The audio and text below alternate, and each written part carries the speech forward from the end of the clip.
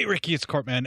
Listen, I know we're not getting along. I know we're having some issues here, and we're spatting a little bit. But I just wanted to tell you, it's a real shame that you're having problems accessing your bank account. Your taxes are, getting audited. The fact that your car payments may not have gone through properly. That also your internet history was shared with your wife. I have a few regrets of some things that may have happened out of anger, but I'm sure that you'll be fine. Things will work out for you. But I guess you fucked around and you found out, so you reap what you sow.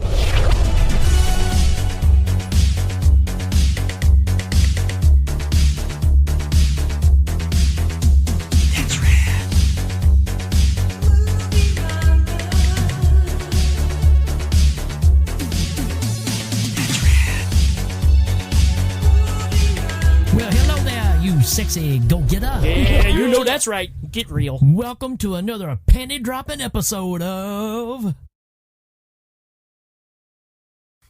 Red Movierama. Oh, you know it. And this is another special episode because we're doing another listener request. And this request comes from two people, actually.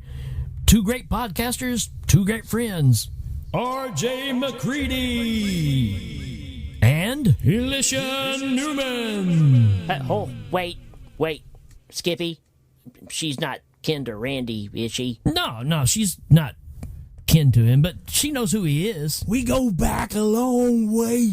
We used to sing some bare naked ladies together. I didn't know that you liked that devil music. Come on, Aswell. Bare naked ladies is not devil music. Anyways, they requested the 1985 comedy sex movie What? Fraternity Vacation. Yeah, it's about to get hot up in here. Really? I mean, we're 1 minute into the show and you're already acting a fool? Don't be so stale, Aswell. We're just getting started.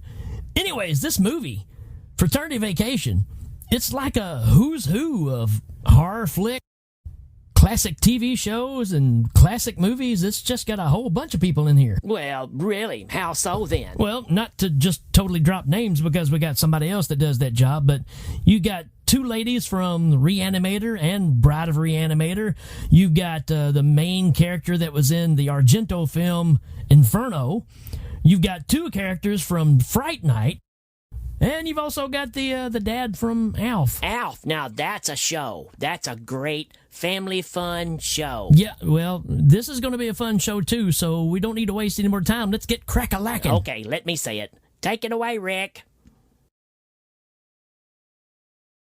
Fraternity Vacation is a 1985 comedy/sex comedy. Directed by James Frawley. Despite being saddled with a nerdy pledge, during a Palm Springs weekend, two frat brothers vie for a poolside blonde. Starring Stephen Jeffries as Wendell. Hey, it's the little guy from Fright Night. And Amanda Bierce as Nicole. Hey, it's the girlfriend from Fright Night. Lee McCoskey as Lawler III. Hey, he's from Dario Argento's Inferno. Cameron Dye as Joe. Hey, he's the other guy in Valley Girl. Barbara Crampton as Chrissy. Hey, it's the girl from Reanimator. Kathleen Kinmont as Mary Ann. Hey, it's the girl from Reanimator Part 2. Cherie Wilson as Ashley. Hey, she's on Walker, Texas Ranger. And Tim Robbins as Mother. I don't know of anything else he's been in. And a whole lot more people in this cast that you say, hey, that's that person from so-and-so. Back to you, Rick. All right, this movie kicks off by meeting two characters named Joe and Mother. And they're at the airport and they're getting tickets and they're going to Palm Springs for the weekend. And they're from an Iowa State fraternity. Okay, hold on. You're talking way too fast. Hold on. I'm already confused. Did you say Mother? Yeah, it's his nickname. Well, that's the silliest thing I've ever heard. Who would want to be nicknamed Mother? Well, when your last name is Tucker, people in the 80s found that amusing. Oh, well, Yeah, I don't get it.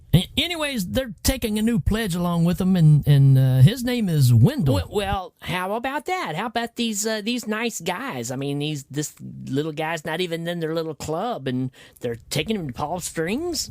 Well, they're not that nice. I mean, they're taking Wendell as an initiation, but really it's because Wendell's parents are footing the bill for the trip. And also, if Wendell makes it into the fraternity, then Wendell's dad promises to pump a lot of money into the fraternity. Well, how times have changed, because nowadays if parents use their money to get their kids into college, it's frowned upon. Yeah, you're exactly right. And a lot of things have changed since the 80s. But anyways, Wendell's father, who happens to be the dad on that show that you like so much, Alf. Yeah. And then you took the words right out of my Alf. Oh, must have been while he was on TV. Hey, Studley, what the heck was that? Yeah, I don't know. Who was that? It's the biggest rocker of them all! Nope, not a clue. Well, now come on, you guys, it's Meatloaf. Meatloaf?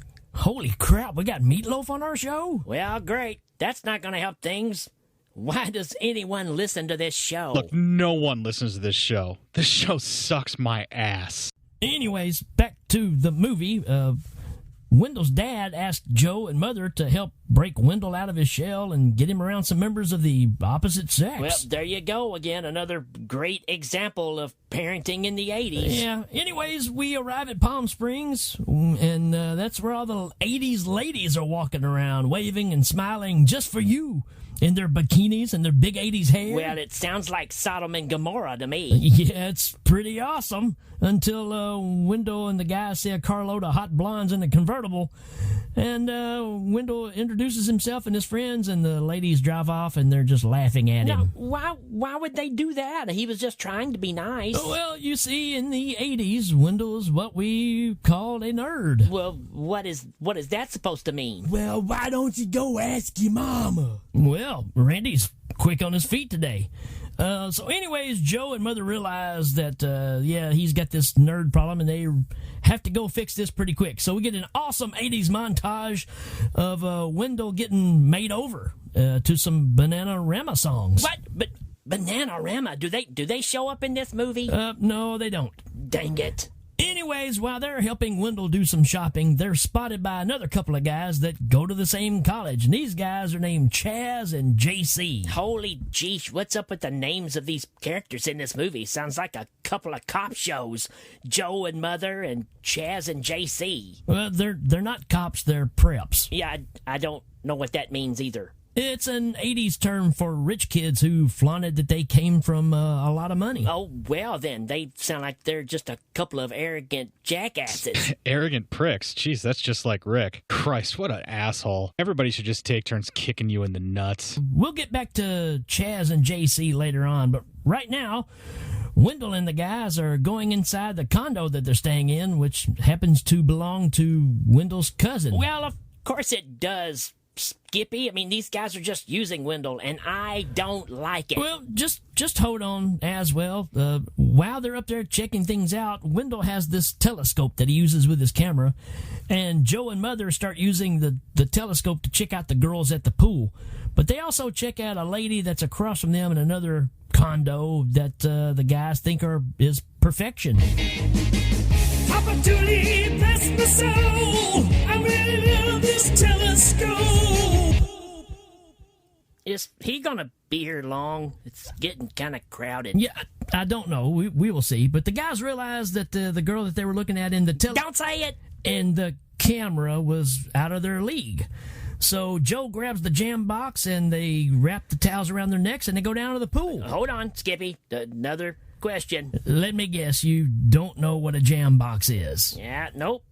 Well, it's a portable radio / cassette player, which was made to be used to play music in pretty much anywhere at any time at very loud volumes. The only box I see around here is labeled Ricky's shit when he gets kicked out of his house from all of this. So what were they listening to on this jam box? Captain and Tennille? Well, I really doubt that that's what it is, but that's not important. What is important is earlier when we saw Chaz and JC, there was 2 girls in the car. And Chaz and JC get these girls to go play a trick on Joe and Mother. So they sent those girls down to the pool to seduce them. Oh, yeah. So they would take them back to the condo and go to the bedroom, and the girls go in there and strip off naked right in front of the guys. Oh, yeah, now that's hot. That's hot. Oh, geez, here we go again. It's going to be one of those movies where this guy goes bonkers. Yeah, and, I can see why. But anyways, the girls go to the bathroom, and while the guys are anticipating their return, they can hear the girls talking in the bathroom, and one of them talks about possibly having a sexual disease. Yeah, so that means these girls are hot. What? Are you out of your mind? Holy jeez, they need to stay away from these ladies. They sure do. Christ, I wish the doctors could give me a shot to forget about this fucking show. Anyways, Joe and Mother decide to tell the ladies that they've got some important business that came up and the ladies are going to have to leave. And while they're going out the front door, Chaz and JC come in. I can already tell that I don't like these guys at all. At all. You know what I don't like? This stupid fucking show and the asshole that makes it. Well, I don't think that Joe and Mother really like them that much either, but they hang out for a while and then we get some machismo talk. And then they decide to place a bet. And they're going to see which one of them can have sex with the good-looking woman that was on the balcony across from them that they were looking at earlier. And they bet $1,000 apiece. Gee, Studley, I don't know what's worse. These are some terrible people. What kind of crazy lunatic movie are you making me watch here? I mean, I'm almost thinking that the rapey sea creatures are better people than these guys are. Well, there was a ton of these kind of movies that came out in the mid-'80s, and you can't take them seriously. Anyways, the guys take Wendell out, and they try to get him hooked up, and they tell him a few nice things to say to ladies, and they tell him a few not-so-nice things to say. And Wendell sees a girl that he's attracted to, so he goes over to her and sits down and says the nice things, and she doesn't react. So then he says the bad thing, and she chuckles and said she likes a guy with a sense of humor. And then they walk out together and go get some ice cream. Well, good for them. It's nice to see people go out and have a nice evening together. I mean, you don't have to lower your standards like these other morons. Well, it's funny that you say that, because when Joe and Mother get back to the condo, Wendell and his new girlfriend are in the big bedroom together. Oh, man, Wendell's going to get it. It's going to get hot. Well, geesh, never mind. Sounds like he is stooping down to their level. Actually, they're not knocking boots. They're just hanging out together, but Joe and Mother think otherwise. Listen, folks, you really should be listening to something way better than this show. It's such horse shit. The next day, Joe and Mother start working up their plan on how to approach Ashley. Well, I'm going to ask, okay, who's Ashley? Okay, well, that's the name of the girl that they placed the bet on. And they decided to play the sympathy card, and they see her down at the pool. And they sit close to her, and they give a made-up story about how Joe's girlfriend has left him, and she only wanted him for his money. And he could never trust a woman again. And Mother pretends to be the buddy that's going to help him find the right woman again. Well, surely she's not going to fall for that, right? Well, she is kind of paying attention, but the conversation gets broke up because here comes a guy that's skydiving, and he lands in the pool, and it ends up being Chaz. And he makes his big grand entrance and claims that he's lecturing at the college tonight. And his new book that he wrote is about to come out, and Ashley just kind of rolls her eyes and gets up and leaves. Well, maybe she just had to go to the bathroom. Kind of like this show. Belongs in the bathroom, like a piece of shit that it is. After both attempts fail for both of the guys, all 4 of them are hanging out in the sauna together, because that's an 80s thing to do, and they talk about how you have to have proof that one of them has ended up with Ashley. So, Chaz and JC get up and leave, and they lock Mother and Joe inside the sauna with a very lightweight chair in front of the door. What a couple of a-holes. Well, that's telling them as well. But yeah, the guys manage to get out, and they're going to go chase the other 2 guys, but then they see Ashley coming, and Mother comes up with another idea and makes Joe get back into the sauna. And when Ashley shows up, Mother pretends that Joe's trying to kill himself in the sauna to get Ashley's attention. And then she helps Mother get Joe out of the sauna, and then they help him recuperate. And out of sympathy, Joe ends up scoring a date with Ashley. Oh, jeez. Well, these guys are a couple of bungholes, too, then. Speaking of assholes, everybody, the guy who records this show, right? So what's Wendell doing at this time? Well, he's on his way to pick up Nicole, which is his new girlfriend. Wow, they must have, really hit it off then. Yeah, it seems like it. Things are going pretty well, but then she tells Wendell that he has to meet her parents the next night, and she says if her dad doesn't approve of him, that she can't see him anymore. So he's actually planning on meeting her parents? He sure is. Wendell would do anything for love. Well, we didn't see that one coming. Actually, we knew it was going to happen. We just didn't know when. Yeah, and now it's Chaz's turn. Ashley has gone to a gym for a workout, and he shows up pretending to be like a health trainer. And she ends up asking him to come back to her place and teach her some more stuff later on. Well, is she that naive? Yeah, she seems pretty gullible. But after the workout, she goes back home and takes a shower. And meanwhile, Joe and Mother are setting up the camera outside so they can have proof of Joe and Ashley being together. And the camera's pointed right into her bedroom, and while they're setting up the camera, they see Ashley completely naked. Oh, yeah! Things are about to get hot! Okay, it's time to call the dog catcher. He's getting out of control. So are they gentlemen and they just look away? Oh, no, they end up taking some pictures. Oh, geez, these guys are terrible. That's against the law.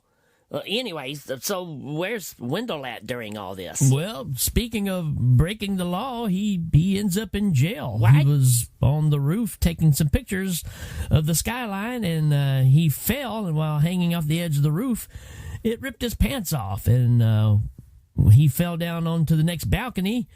And it's a woman's balcony sitting there, and she thinks he's a rapist and calls the police. Wow. Man, you talk about some bad luck there. Yeah, and not only that, but he also gets a hard time from the police chief, who's also a butthole in this movie.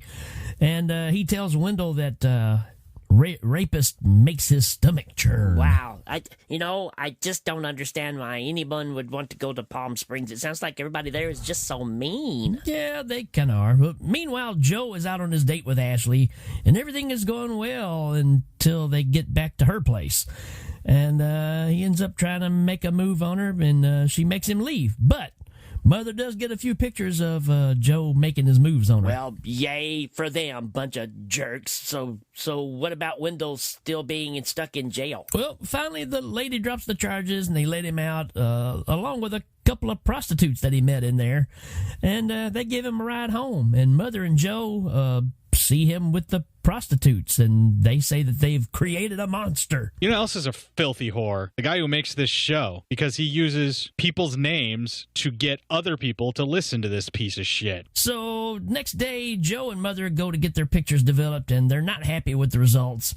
And they get the guy that's working around to take the nude pictures of Ashley and put them in the pictures with Joe in the bedroom for evidence to win the challenge. And meanwhile, Chaz is at Ashley's house working out with her. And he's recording it all on a little audio cassette recorder. Well, that don't make any sense. Why would he do that? Well, because the sound of two people working out sounds a whole lot like something else. And he's going to use that as his evidence. But while he's at Ashley's house, he also tries to make a move on her, and she kicks him in the nuts and makes him leave. Well, good for her. Sounds like she's not going to put up with that kind of crap. This show is so much more annoying than fucking jock itch on a hot summer's day. Right at the peak of the sweat rolling down, and you know it's fucking spreading. It's more annoying than that. And now we're at the point to where Wendell is going to meet Nicole's parents, and he's wanting to make a good impression, and they meet at this nice fancy restaurant. Well, is there a naked lady dancing at the restaurant? No, there's not. Well, it's not very fancy then, is it? Well, I guess not. But anyways, they're all sitting there, and Nicole's father is running late, so the rest of them sitting and waiting in anticipation. And when the dad shows up, he's the police captain.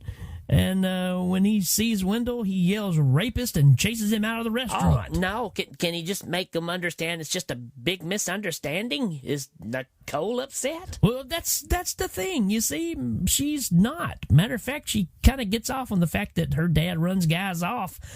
And she kind of likes it that way. And this totally breaks Wendell's heart. Oh, that's absolutely terrible. I feel sorry for the guy. Yeah, it's a low blow. But back at the apartment, all the guys get together and compare their evidence. And Mother says that they took pictures last night, and Chaz said that he nailed her this morning. So because of the time constraints, Mother and Joe win the money. Well, whoopity-doo. I hope these scumbags are happy with themselves. Well, they are pretty happy till Ashley walks in the front door, and she's really upset when she finds out that they placed a bet on her. And, yeah, it doesn't go well from there. But how does she know that all the guys are in the apartment together? Well, she happens to be watching out off the balcony like always and sees the four of them going to the apartment together, and she starts putting it all together in her head and walks over to see what the deal is. Look, there's like, what, 4 of you that listen to this show? I've seen the numbers. There's like 4. I'm being generous. There's 4 of you. But listen, find a better show, all right? You guys deserve better than this. You have so many choices of free entertainment. Pick a better show than this. This is just fucking terrible. And the guys won't even admit that nothing happened with her, so she storms out and leaves and takes off in her car. And Joe's the only one that goes chasing after her, but he can't catch her. She's already gone. She jumped in her Volkswagen and she's riding away like a bat out of hell. Well, this movie and this show have become really chaotic. Well, to add even more chaos, Nicole calls Joe and Mother looking for Wendell because no one knows where he is. So Mother and Joe, since they don't have anything to drive, they jump in Chaz's car and hotwire it and go look for Wendell. That's illegal. And they go to Nicole's house to talk to her, but the dad won't let them talk to her, and he runs them off because they're having a big pool party out back. And plus, he just didn't want these 2 guys around his daughter. Well, can you blame him, Skippy? Well, probably not, but while they're leaving, they get the crazy idea of crashing the party. Literally, like with the Mercedes. And then the dad ends up throwing them in jail. Well, don't do the crime if you can't do the time. That's what Dave Z says. Piece of shit show. Oh, yeah, Dave Z's one of my heroes, but I don't think he said that. But now we find out what happened to Wendell. The Jeep broke down and he's on the side of the road. And who happens to come by? Ashley. And she picks him up and gives him a ride. Oh, yeah, now that's hot. Sir, you need to wash your brain out with soap. And while they're riding along, they share stories of how they've been used and abused. Well, that's really nice. It's nice to have a shoulder to cry on. But what about Mother and Joe? How they going to get out of this situation? Well, in a slight change of heart, it's the only good thing that Chaz and JC do, but they get all the kids that are there to go out in front of the jail and protest until they set Mother and Joe free. And it works with a little help from Nicole. Well, it's good to see the bad people trying to make things right. Hope you're happy with yourself, Rick. You're a fucking douchebag. Yeah, Nicole threatens to move away and never speak to her dad again if he doesn't let them go. And she says that she would even marry a Democrat. What? So what's wrong with that? Well, it's just an 80s thing. But the guys get out, and the 4 of them and the 2 bimbos from earlier go back to the apartment, and they're going to celebrate. And then while they're making a bunch of racket, Wendell sticks his head out of the bedroom and says, "Hey, could you guys hold it down? I'm kind of busy in here." And he and Ashley hooked up. Yeah, that's my boy right there. That's hot. What? What? Now, come on. I mean, we've talked about movies. We've talked about serial killers that can't die. We've talked about giant rats. We're talking about priests making, guts coming out of your face. But this is the most unbelievable thing we've seen yet. Why in the world would she actually sleep with Wendell? Well, during one of Wendell and Ashley's conversations, he talks about still being a virgin and how important it is for him to be considered accepted by the guys and just to fit in. So in order for him to fit in, she deflowers him. And everyone is shocked when they see Ashley come out of the bedroom.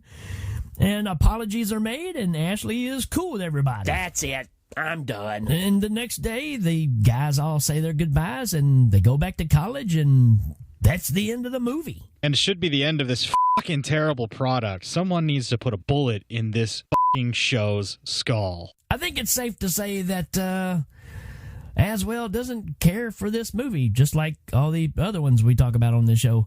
But how about the rest of you? What do you feel about it? I think it's trash. Get real. Well, I'm glad you guys liked it, because I like this one too. You know, it's not the best one, but it's got a lot of charm to it. And like I said, the cast of this is just a who's who. You're not going to get a lineup like this anywhere else. So if you like 80s sex comedies, this one you should check out. Folks, we will check you later. Adios, people.